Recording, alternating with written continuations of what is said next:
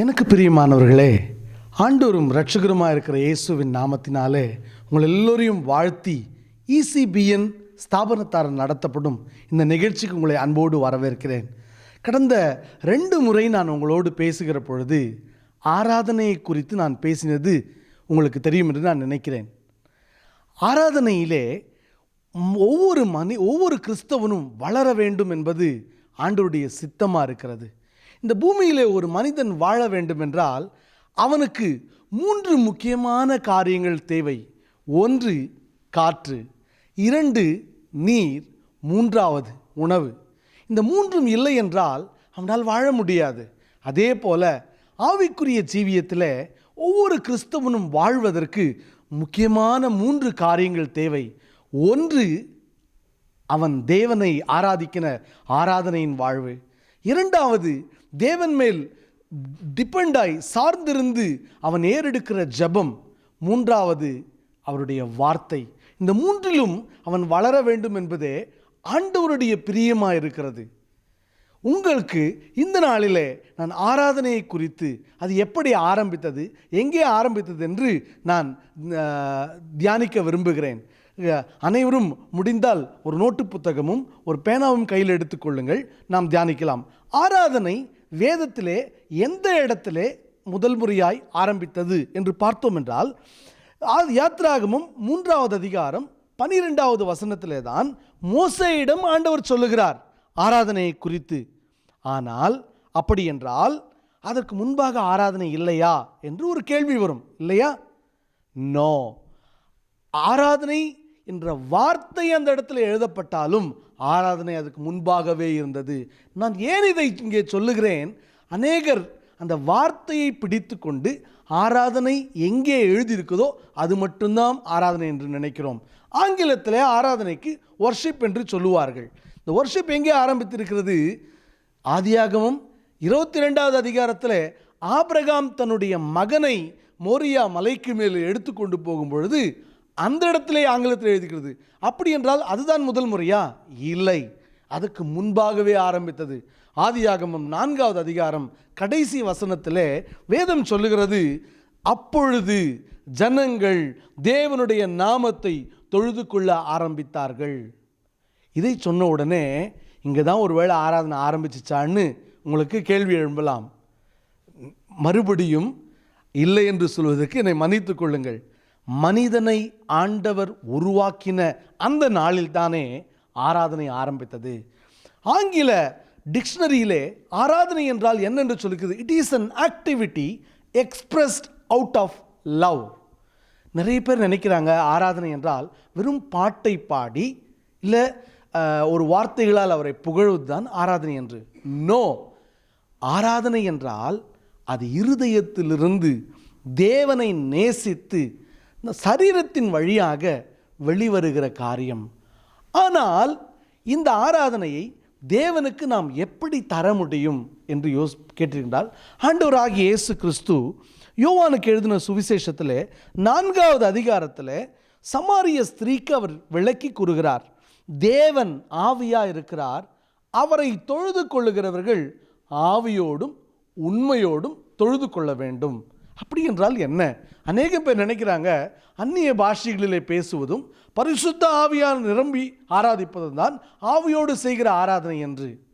தயவு செய்து அதை மறுப்பதற்கு என்னை மன்னிக்கவும். வேதத்திலே அப்படி இல்லை. அந்த 3வது அதிகாரத்திலே ஆண்டவர் சொல்லுகிறார், ஒருவன் ஆவியினால் பிறவாவிட்டால் பரலோக ராஜ்யத்தை பார்க்க முடியாது, பிரவேசிக்க முடியாது.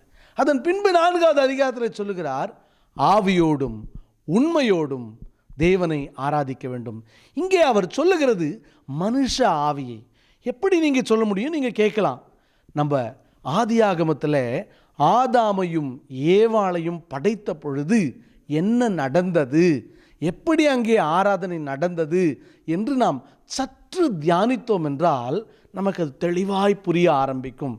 ஆதியாகமம் 3வது அதிகாரம் 7வது வசனத்தில் இப்படியாய் வேதம் சொல்லுகிறது, பகலின் குளிர்ச்சியான நேரத்தில் தேவனாகிய கர்த்தர் ஏதேன் தோட்டத்தில் ஆதாமோடும் ஏவாளோடும் உறவாட வருகிறார். அது அவர் தினமும் அடிக்கடி அவர் வந்து அவர்களோடு உறவாடுவது வழக்கம். அந்த நாளிலே வருகிற பொழுது அவர்கள் ஓடி ஒளிந்து கொள்ளுகிறார்கள். இது மட்டும்தான் அந்த இடத்துல ஸ்பெசிஃபிக்காக எழுத வைத்திருக்கிறது. அதில் இருந்து நாம் என்ன செய்யணும்? ஆண்டவர் நமக்கு கொடுத்த வெளிப்பாடின் வழியாக நம்முடைய கற்பனை என்ற வரத்தில் நாம் தேவனுடைய பாதத்தில் அமர்ந்து தியானிக்கிற பொழுது ஆண்டவர் நமக்கு வெளிப்படுத்துவார். நான் இப்படியாய் தியானித்து கொண்டிருந்த பொழுது ஆண்டவர் வெளிப்படுத்தினது தான் உங்களோடு நான் பகிர்ந்து கொள்ளுகிறேன். ஆண்டவர் பகலின் குளிர்ச்சியான நேரத்திலே அவர் வருவார். வந்தவுடனே ஆதாமும் ஏவாளும் ஓடோடி வருவார்கள். ஆண்டவருடைய பிரசன்னத்தில் வந்து ஆண்டவரோடு உறவாடுவார்கள். அவருடைய அன்பிலே பகிர்ந்து கொள்ளுவார்கள். இதை தான் ஆராதனையாய் வேதம் நமக்கு சொல்லுகிறது.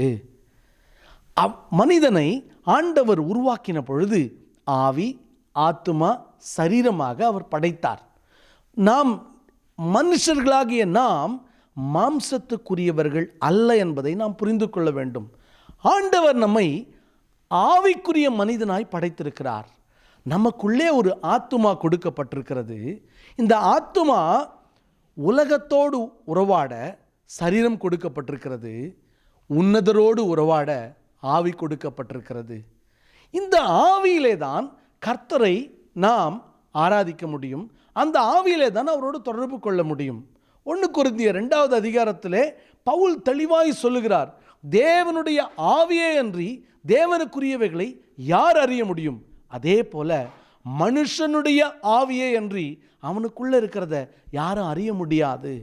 அநேக நேரத்தில் நமக்குள்ளே இருக்கிற ஆவிக்குரிய மனிதனை நாம் மறந்து விட்டபடினாலே நம்ம மாம்சத்திலே ஆண்டவரை ஆராதிக்க விரும்புகிறோம். என்னுடைய உள்ளத்தில் இருக்கிற வேதனையான காரியம், இந்த நாட்களிலே மாம்சத்துக்குரிய எல்லா ஆயத்தங்களும் செய்து ஆண்டவரை ஆராதித்தாலும் ஆவிக்குரியவைகளை அறியாதபடியினாலே அந்த ஆராதனை தேவனை போய் அடைவதில்லை. ஆபேலும் காயினும் 2 பேரும் ஆராதனையை ஆண்டவருக்கு செலுத்தினாங்க. அவர்கள் செலுத்தின பலி, அதிலே ஆபேலுடைய ஆராதனையை, பலியை ஆண்டவர் அங்கீகரித்தார். காயினுடைய பலியையோ ஆண்டவர் அங்கீகரிக்கவில்லை. அந்த இடத்துல தேவனுடைய சுபாவம், தேவனுடைய பிரசன்னத்தை காயினால் உணர முடியல. அதனால தான் பிசாசுடைய குணம் அவனுக்குள்ளே வந்தது. இதே காரியம் இந்த நாளில் நடந்து கொண்டிருக்கிறது. நாம் அறிந்து கொள்ள வேண்டும். நான் மறுபடியும் சொல்லுகிறேன், மனிதன் தன்னுடைய சரீரத்திலிருந்து ஆவியையும் ஆத்துமாவையும் சுமந்து தேவனிடத்தின் செல்ல வேண்டும். ஸோ சரீரம் ஆத்துமாவையும் ஆவியும் சுமந்து கொண்டிருக்கிறது. தேவன் ஏதேன் தோட்டத்துக்கு வந்ததுமே அந்த சரீரம்தான் உடனே அதுக்கு ஒருவேளை பழங்களை சாப்பிட்டு கொண்டிருக்கலாம், இல்லது அவங்க ஆதாம் எவ்வளோ தனியாக இருக்கிற பொழுது அவங்க சந்தோஷமாக இருந்திருக்கலாம், ஏதாவது விளையாடி கொண்டிருக்கலாம். ஆனால் ஆண்டவருடைய சத்தம் வந்ததுமே அவ்வளவு நேரம் விளையாடி கொண்டிருந்த சரீரம் என்ன செய்து கொண்டிருந்தாலும் என்ன செய்யணும்? அவங்க ஆண்டவரை ஓடி வரணும். சரீரத்துடைய முக்கியமான காரியம் தேவனை நோக்கி தேடி வர வேண்டும். ஆத்துமாவையும் ஆவியும் கொண்டு வர வேண்டும். அப்படி வருகிற பொழுது ஆத்துமாவிலிருந்து தேவனை அவருடைய உள்ளம் வாஞ்சித்தது. அவர்கள் காலையில் ஒரு வேளை ஏதோ ஒரு பழத்தை சாப்பிட்டு கொண்டிருப்பாங்க, ஏதோ ஒரு உணவை சாப்பிட்டு கொண்டிருப்பாங்க. அது அவர்களை திருப்திப்படுத்தின பொழுது இதை அப்பாவுக்கு கொடுக்கணும், பரலோக தகப்பனுக்கு கொடுக்கணும். அவர் கொடுத்தது தான், எல்லாமே அவர் தந்தது. ஆனால் அவருடைய உள்ளம் அவர்கள் ருசித்து ரசித்ததை தகப்பனோடு பகிர்ந்து கொள்ள வேண்டும் என்ற உணர்வு வருகிறதே, அதுதான் உள்ளத்திலிருந்து ஆண்டவருக்கு வருகிற ஆராதனை. ஆனால் இங்கே ஆராதனை முடிவடைவதல்ல. இந்த இடத்துல என்ன நடக்குது? அவன் கொடுக்க வேண்டும் என்று நினைக்கிறான். சரீரம் ஆத்துமாவை சுமந்து கொண்டு தேவனுடைய பிரசன்னத்தில் வருகிறது. இப்போது ஆவியிலே மட்டும்தான் இந்த ஆராதனையை தேவனோடு அவன் பகிர்ந்து கொள்ள முடியும். அந்த நாளிலே அவனுக்குள் ஆவி ஜீவனோடு இருந்ததினாலே அவன் சரியாய் அதை செய்ய முடிந்தது. நன்றாக ஆண்டவரை ஆராதித்து கொண்டிருந்தார்கள். ஆண்டவரும் அதில் மகிழ்ச்சி அடைந்தார். ஆனால் பிசாசு தந்திரமாக, எவ்வளவு மோசமாக, வஞ்சகமாக அந்த ஆராதனை உடைத்தான் பார்க்கலாம். ஏவாளிடம் வந்தான். முதலாவது ஏவாளை பார்த்து, இந்த பழத்தை சாப்பிட்டால் நீங்கள் தேவர்களைப் போல ஆவீர்கள். அதற்கு முன்பு ஆராதனைக்கு உரியவர் தேவனாகிய கர்த்தர் ஒருவரே. என்ன ஆச்சு? இப்போ நீங்கள் தேவர்களைப் போல ஆவீர்கள் என்று சொன்ன உடனே ஏவாளுக்கு அவளுடைய சரியான ஆசை இருந்தது. பிதாவை போல நானும் மாறணும், அந்த பிதாவுடைய சுபாவத்தை போல மாறணும்னு நினைத்த ஏவாளை வஞ்சித்து அவளை தேவனுக்கு கீழ்ப்படியாமல் போக செய்தான். அப்படி செய்ததினாலே என்ன ஆனது? அவ்வளவு நாள் தேவன் வந்ததும் இந்த சரீரம் தேவனாகிய கர்த்தருக்கே ஆராதனை என்று ஓடி வந்தது. இப்பொழுது அதே ஆதியாகமம் 3வது அதிகாரம் 7வது வசனத்தில் ஓடி ஒளிந்து கொள்ளுகிறது. சரீரம் தேவனை பார்க்க வர முடியவில்லை. சரீரம் ஆத்துமாவையும் ஆவியும் சுமந்து கொண்டு தேவனுடைய பிரசன்னத்தில் வர முடியவில்லை. ஸோ தேவனுக்கு கீழ்ப்படியாத அந்த முதல் பாவத்தினாலே முதல் பிரிவு மாம்சத்திலே உண்டானது. அதன் பின்பு என்ன ஆனது? உள்ளம் தேவனை பார்க்க வாஞ்சிக்கிறது. ஆனால் சரீரத்தில் இருக்கிற நிர்வாணம் பயத்தை உண்டாக்கி, சரீரத்தில் இருக்கிற நிர்வாணமும் அந்த குற்ற உணர்ச்சியும் தேவனாகிய கர்த்தரை பார்க்க முடியாதபடிக்கு அவர்களை தடுத்தது. அதே சமயத்தில் அவனுடைய உள்ளம் அவர்களை ஏவினபடியினாலே கர்த்தருடைய சத்தம் மறுபடியும் ஆதாமே எங்கே இருக்கிறாய், ஏவாளே ஏன் ஒளிந்து கொண்டிருக்காய் கேட்ட உடனே அவர் என்ன செய்தார்கள்? அங்கே இருக்கிற இலையை பறித்து தங்கள் நிர்வாணத்தை மூடிக்கொண்டு தேவனை பார்க்க வந்தார்கள். என்ன ஆனது? ஒரு காற்று அடித்ததுமே இலைகளெல்லாம் விழுந்துடும். ஆண்டவர் பார்த்தார். நோ, இல்லை மகனே, இல்லை மகளே, உன்னுடைய முயற்சியினாலே என்னை பார்க்க முடியாது.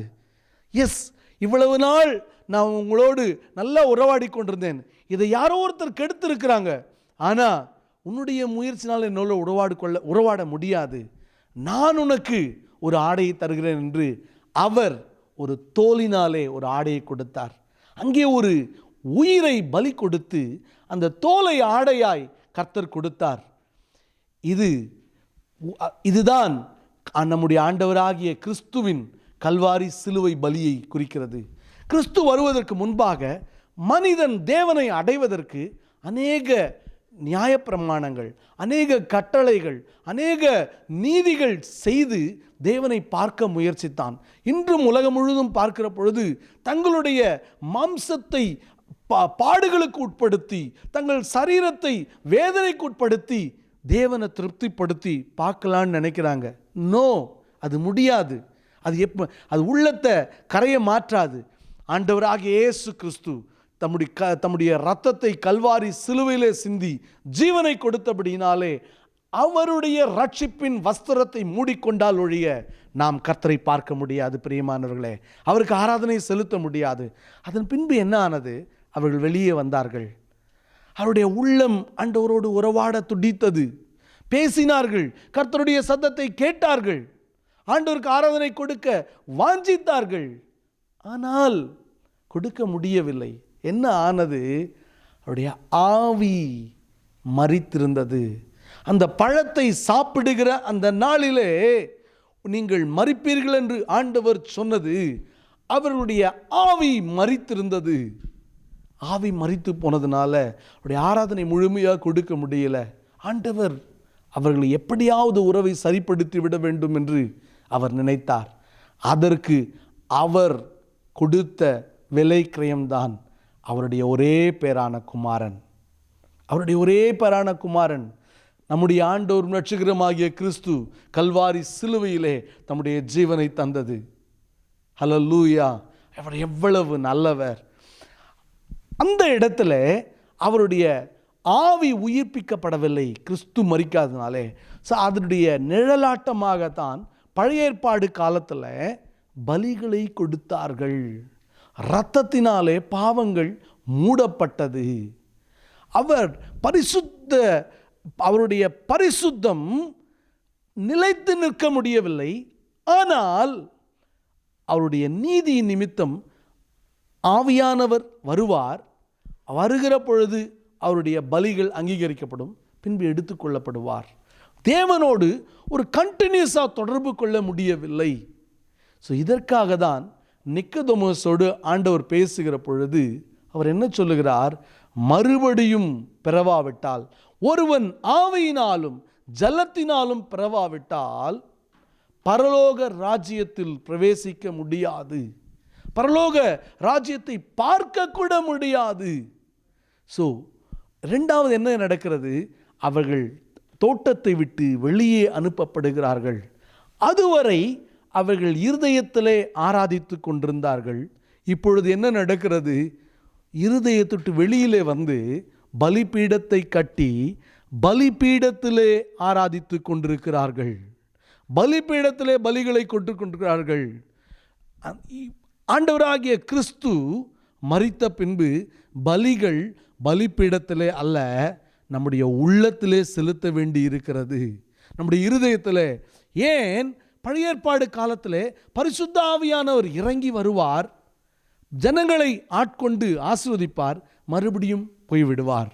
ஆனால் புதிய ஏற்பாடு காலத்தில் வேதம் 1 கொரிந்தியர் 3:17 தெளிவாய் நமக்கு சொல்லுகிறது. பவுல் சொல்லுகிறார், நீங்களே தேவனுடைய ஆலயமாக இருக்கிறீர்கள், பரிசுத்த ஆவியானவர் உங்களுக்குள்ளே வாசம் செய்கிறார் என்று சொல்லுகிறார். அவர் நமக்குள்ளே வாசம் செய்வதற்கு நமக்குள்ளே ஆவி உயிர்ப்பிக்கப்பட வேண்டும். தேவன் நம்மோடு உறவாட நம்முடைய ஆவி உயிர்ப்பிக்கப்பட வேண்டும். நம்முடைய ஆவியிலே கர்த்தரை நாம் ஆராதிக்க வேண்டும். அதை தான் சமாரிய ஸ்திரீயோடு ஆண்டவர் சொல்லுகிறார், ஸ்திரீயே நீங்கள் எங்கும் தொழுது கொள்ளுகிற காலம் வருகிறது. அந்த சமாரிய ஸ்திரீ கேட்கிறாள், எங்கள் மூதாதையர்கள் சொல்லுகிறார்கள் இந்த மலையிலே தொழுது கொள்ளணும் உண்டு, நீங்கள் சொல்லுகிறீர்கள் எருசலேமிலே சொல்ல என்று, நாங்கள் எங்கு தொழுது கொள்வது என்று ஒரு குழப்பத்தோடு கேட்கிறாள். ஆண்டவர் சொல்லுகிறார், ஸ்திரீயே நீங்கள் எங்கே தொழுது கொண்டாலும் உங்கள் ஆராதனை இருதயத்திலிருந்து வர வேண்டும். அதற்காக தான் நான் வந்திருக்கிறேன், அதற்காக தான் நான் ஜீவனை கொடுக்க போகிறேன். என்னை ஏற்றுக்கொண்ட ஒவ்வொருவரும் ஆவியிலே பிறந்து அவர்கள் ஆவியினாலே ஆராதனையை பிதாவாகிய தேவனுக்கு செலுத்துவார்கள் என்று அவர் சொன்னார். அந்த வசனத்தை நான் உங்களுக்காக வாசிக்கிறேன். உண்மையாய் தொழுது கொள்ளுகிறவர்கள் பிதாவை ஆவியோடும் உண்மையோடும் தொழுது கொள்ளும் காலம் வரும், அது இப்பொழுதே வந்திருக்கிறது. தம்மை தொழுது கொள்ளுகிறவர்கள் இப்படிப்பட்டவர்களாய் இருக்கும்படி பிதாவானவர் விரும்புகிறார். எனக்கு அருமையானவர்களே, நாம் எவ்வளவு அழகாக பாடுறோன்றது இம்பார்ட்டண்ட் அல்ல, நம்ம எவ்வளவு அழகாக மியூசிக் வாசிக்கிறோன்றது இம்பார்ட்டண்ட் அல்ல, நாம் எப்படி ஆண்டவருக்கு தொழுது கொள்ளுகிறோம், எப்படி அவரை ஆராதிக்கிறோம் என்பது முக்கியம். ஆராதனை என்பது ஏதோ ஒரு 20 நிமிஷம் பாட்டு பாடிவிட்டு போவதில்ல, அது அல்டிமேட். என்னுடைய வீட்டுக்கு உங்களை நான் விருந்துக்கு அழைத்து விட்டு நீங்கள் எல்லாம் வந்துட்டீங்க, வாங்க சாப்பிடுங்க, இது அதை சாப்பிடுங்க, பிரியாணி சாப்பிடுங்க, சிக்கன் சாப்பிடுங்க என்று சொல்லலாம். ஆனால் பாத்திரத்திலே ஒன்றும் இல்லை என்றால் என்ன அர்த்தம்? நான் மாய்மாலம் செய்து கொண்டிருக்கிறேன். ஸோ 6 நாட்களும் என் வாழ்க்கையிலே தேவனுக்கு பிரியமாய் வாழ்ந்து 7வது நாள் அல்லது ஒவ்வொரு நாளும் காலையும் மாலையும் ஆண்டவரே உம்மை ஆராதிக்கிறேன் என்று சொல்லுகிற பொழுது என்னுடைய வாழ்க்கையிலே நான் செய்த கிரியைகள், நான் என்னுடைய வாழ்க்கையிலே நான் வாழுகிற வாழ்க்கை அவருக்கு ஆராதனை பலியாய் போகும். இல்லை என்றால் நான் ஒன்றும் இல்லாமல் ஆண்டவருக்கு சாப்பிடுங்கப்பான்னு சொல்லுகிற மாதிரி அது பொய் சொல்லுகிறதுக்கு ஈடாகும். இந்த நாளிலே தயவு செய்து உங்கள் வாழ்க்கையை அர்ப்பணிப்பீங்களா? முக்கியமானது உங்கள் சரீரம் தேவனை தேட ஒப்பு கொடுக்க வேண்டும். அதை தான் அப்போஸ்தலனாகிய பவுல் ரோமருக்கு எழுதின நிருபம் 12வது அதிகாரத்தில் சொல்லுகிறார். இப்படி இருக்க சகோதரரே, தேவனுடைய இரக்கங்களை முன்னிட்டு உங்கள் சரீரத்தை ஜீவ பலிகளாய் ஒப்பு கொடுக்கும்படி நான் வேண்டிக் கொள்ளுகிறேன். இதுவே புத்தியுள்ள ஆராதனை. முதலாவது உங்கள் சரீரத்தை ஜீவ பலியாய் ஒப்பு கொடுக்க அர்ப்பணியுங்கள். 2வது உங்கள் உள்ளத்திலிருந்து ஆண்டவரை ஆராதிக்க வேண்டும் என்று தேவன் விரும்புகிறார். 2 பேர் ஒரே சமயத்தில் ஹல்லேலூயா என்று சொல்லலாம். 2 பேர் ஒரே சமயத்தில் கரங்களை உயர்த்தி கர்த்தர் நல்லவர் என்று சொல்லலாம். 2 பேருடைய சத்தமும் ஒரே தொனியிலே கேட்கப்படலாம். ஆனால் அவர்கள் உள்ளத்தில் என்ன யோசித்து கொண்டிருக்கிறார்கள், இருதயத்தில் என்ன பார்த்து கொண்டிருக்கிறார்கள் என்று எனக்கு தெரியாது, உங்களுக்கு தெரியாது. ஆனால் இருதயத்தை பார்க்கிற கர்த்தருக்கோ சகலமும் தெரியும். ஸோ அது உள்ளத்திலிருந்து ஆராதனை வர வேண்டும், உள்ளத்திலிருந்து அவர் நல்லவர் என்று சொல்ல வேண்டும். அது மிக மிக முக்கியமான காரியம். இதுவரை நம்முடைய சரீரமும் ஆத்துமாவும். மூன்றாவது முக்கியமான காரியம், இதை கேட்டுக்கொண்டிருக்கிற அருமையான சகோதரனே சகோதரியே, நீங்கள் ஆண்டவராகிய இயேசு கிறிஸ்துவை ஏற்றுக்கொண்டு இராவிட்டால் உங்கள் ஆவி உயிர்ப்பிக்கப்படாது. யோவான் 1 அதிகாரம் 14வது வசனம் இப்படியாய் சொல்லுகிறது, யாரெல்லாம் இயேசுவை ஏற்றுக்கொண்டிருக்கிறாங்களோ அவர்களெல்லாம் தேவனுடைய பிள்ளைகள் ஆகும்படி அவளுக்கு அதிகாரம் கொடுக்கிறாராம். எப்போ ஒரு பிள்ளைகளாக மாறுவாங்க? எனக்கு என் மூலமாய் பிறந்தவர்கள் தான் என்னுடைய பிள்ளைகளாக மாறுவாள். அதே போல நீங்கள் ஆவியிலே பிறக்கும் பொழுது தேவனுடைய பிள்ளைகளாய் மாறுவீர்கள். அதனால தான் நீங்கள் ஒருவேளை கிறிஸ்துவர்களாய் பிறந்திருக்கலாம், இல்லை சர்ச்சுக்கு வாரம் வாரம் போகலாம், காணிக்கை கொடுக்கலாம், இவையெல்லாம் நம்மை பிள்ளைகளாய் மாற்றாது. ஆண்டவராகிய இயேசு கிறிஸ்துவை சொந்த இரட்சகராக ஏற்றுக்கொண்டு உங்களை ஆளுகிறவர்களாக, உங்களை ஒவ்வொரு நாளும் நடத்துகிறவர்களாக நீங்கள் விட்டு கொடுத்துருக்கீங்களா? உங்கள் இருதயத்திலே அவரை ராஜாவாய் அமர்த்தி இருக்கிறீர்களா? அதுதான் உங்களை பிள்ளைகளாய் மாற்றும். அப்படி நீங்கள் செய்திருக்கிற பட்சத்தில் உங்களுக்குள்ளே ஆவி உயிர்ப்பிக்கப்படும். இது விசுவாசத்திலே உண்டாகிற காரியம். அதை தான் நிக்கதோமுக்கிட்ட ஆண்டவர் சொல்லுகிறார், ஆவியிலே பிறப்பதை ஒருவரும் அறியான். ஆவியிலே பிறப்பதை அவன் அவன் அவன் வெளியே தெரியாதது, விசுவாசத்தினாலே பிறக்கிற காரியம். அவரை ஏற்றுக்கொண்ட உடனே அவன் ஆவியிலே பிறக்கிறான். Thank you Lord. நீ ஆவியிலே பிறந்த பின்பு அதை ஆண்டவருக்கு ஆராதனையை செலுத்துவானால் அதிலே ஆண்டவர் பிரியமாக இருக்கிறார், அதிலே ஆண்டவர் அதை ஏற்றுக்கொள்ள முடியும். அதை தான் ஆண்டவர் எதிர்பார்க்கிறார். இதோ இந்த நாளிலே இதை கேட்டுக்கொண்டிருக்க அருமையான சகோதரனே சகோதரியே, நீ உள்ளம் உடைந்து உள்ளத்திலே உருக்கமாக ஒருவேளை ஆண்டவரை பாடலாம், நல்லது. அது ஆண்டவர் அறிந்திருக்கிறார், அதுக்கு ஆண்டவர் பதில் கொடுக்கிறார்.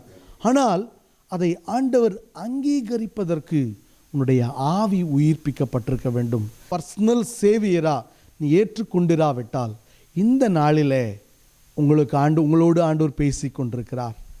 அவரை ஏற்றுக்கொள்ளும்படி அழைக்கிறார். நீங்கள் அழகாக பாடினாலும், அழகாக மியூசிக் வாசித்தாலும் அந்த ஆராதனையை ஆண்டவரை சென்று அடையாதல்லவா? அதனால் தயவு செஞ்சு ஆண்டவருடைய பாதத்தில் உங்களை அர்ப்பணியுங்க.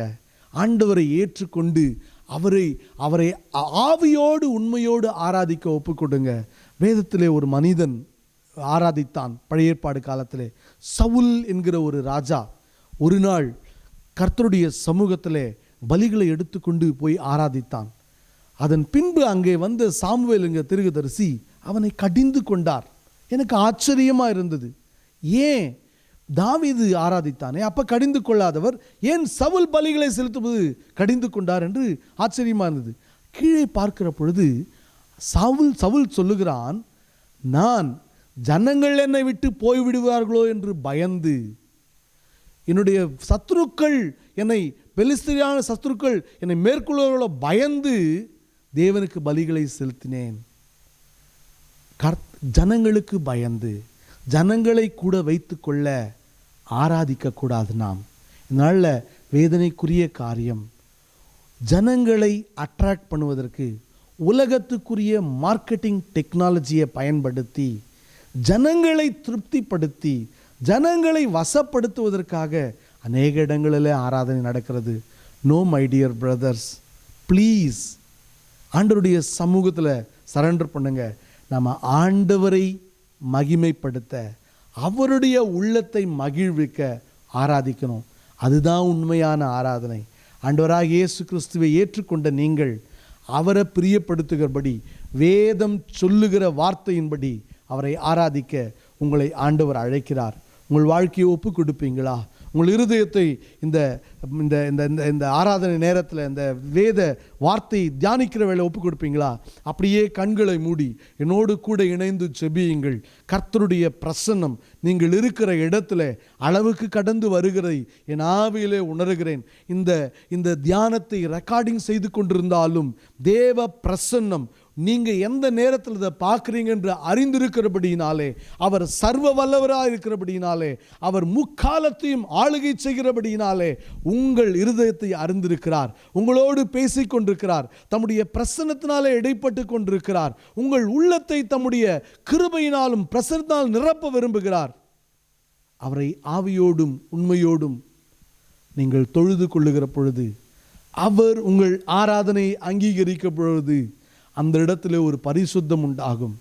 ஏசாயா தீர்க்கதரிசி பரலோக ஆராதனையை பார்த்தார். அதுவரை மற்றவருடைய குற்றங்களை குறைகளை மட்டும் அவருடைய பார்த்த கண்கள் தேவ பிரசன்னத்திலே வந்து நின்ற பொழுது அவருடைய குறையை பார்த்த முடிந்தது. தேவ பிரசன்னத்திலே அவர் பரிசுத்தமாக்கப்பட்டார். தேவனுடைய சத்தத்தை தெளிவாய் கேட்க முடிந்தது. தன்னுடைய வாழ்க்கையை ஒப்பு கொடுத்தார். உங்கள் வாழ்க்கையை ஆண்டுடைய பிரசன்னத்தில் ஒப்பு கொடுத்து, ஆண்டவரே இதோ இருக்கிறேன், என்னுடைய நாவை சுத்திகரியுங்க, என்னுடைய இருதயத்தை சுத்திகரியுங்க, என்னை ஒப்பு கொடுக்கிற ஆண்டவரே, என்னுடைய வாழ்க்கையின் மூலம் நீங்கள் மகிமைப்படுங்க. வெறும் வார்த்தையினாலே அல்ல, என்னுடைய வாழ்க்கையினாலே உம்மை ஆராதிக்க ஒப்பு கொடுக்கிறேன்னு சொல்லுவீங்களா? பரிசுத்தமுள்ள தகப்பனே, இதோ என்னோடு கூட இணைந்து உம்முடைய முகத்தை பார்த்து ஜெபித்து கொண்டிருக்கிற, தங்களை தாழ்த்தி ஒப்பு கொடுத்திருக்கிற ஒவ்வொருவருடைய இருதயத்தையும் உங்கள் சமூகத்தில் ஒப்பு கொடுக்கிறேன். கர்த்தர் அவர்களை ஆசீர்வதிப்பீராக. முதலாவது தேவனுடைய ராஜ்யத்தையும் அவருடைய நீதியும் தேடுங்கள், அப்பொழுது இவைகளெல்லாம் கூட கொடுக்கப்படும் என்று சொன்னீங்களே. இதோ உம்முடைய பிரசன்னத்தை தேடி உம்முடைய முகத்தை நாடி வந்த பிள்ளைகளுடைய எல்லா தேவைகளையும் இப்பொழுதே நீர் கொடுப்பீராக. ஆண்டவரே, அவர்கள் கேட்காதவைகளையும் கொடுத்து நீர் ஆசீர்வதிக்கிற தேவன் என்று நான் நம்புகிறேன் ஐயா. கர்த்தர் சரீரத்திலே சுகத்தை கொடுப்பீராக, துக்கங்களை மாற்றுவீராக இயேசுவின் நாமத்தினாலே. உம்முடைய அன்பு கரத்தில் ஒப்பு கொடுக்கிறோம். எந்த பிரச்சனைகளூடாய் போய்கொண்டிருந்தாலும் இயேசுவின் நாமத்தினாலே இப்பொழுதே ஒரு விடுதலை உண்டாவதாக என்று ஜெபிக்கிறேன். தகப்பனே, உறவுகள் முறிந்து துக்கத்தோடு சோகத்தோடு அமர்ந்திருக்கிறவர்களுக்காய் விசேஷமாய் ஜெபிக்கிறேன் ஆண்டவரே. கர்த்தருடைய கரம் அப்பா, தன்னுடைய கணவனுடைய அன்புக்காக ஏங்கி தவித்து கொண்டிருக்கிற சகோதரியே, உன்னோடு ஆண்டவர் பேசி கொண்டிருக்கிறார். நீ ஆண்டவரோடு உறவை சரிப்படுத்திக் கொள்கிற பொழுது ஆட்டோமேட்டிக்காக அவனுடைய கணவனுடைய உறவு உனக்கு கிடைக்கும். அவருடைய பாதத்தில் ஒப்புக்கொடு. அவர் உன்னுடைய உறவுகளை சரி செய்வார், மறுபடியும் இணைப்பார், உன்னை வெறுத்தவர்களை நேசிக்க வைப்பார். நன்றி கர்த்தாவே, நன்றி ஆண்டவரே, நன்றி ஆண்டவரே. உன்னுடைய பிள்ளைகளின் பிள்ளைகளை நீ காண்பாய். உன்னுடைய வாழ்க்கை சமாதானமாக இருக்கும். அப்பா, எங்களை தாழ்த்தி ஒப்பு கொடுக்கிறோம். நீ கற்றுக் கொடுத்த விதத்திலே ஆராதிக்க எங்களுக்கு உதவி செய்யுங்க. ஏசு கிறிஸ்துவின் மகிமையான நாமத்தில், பரிசுத்த ஆவியானுடைய உன்னதமான பலத்தில் எங்களை அர்ப்பணித்து ஜெபிக்கிறோம் நல்ல தகப்பனே. ஆமேன், ஆமேன்.